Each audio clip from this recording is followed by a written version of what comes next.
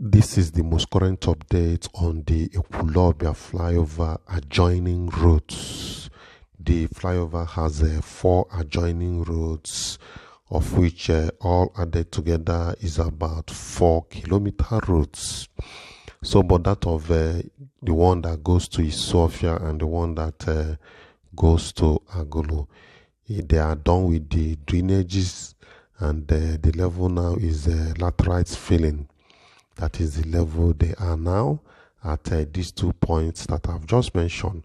But that of going to Aguata local government headquarters is undergoing drainage construction. They are about concluding the drainage.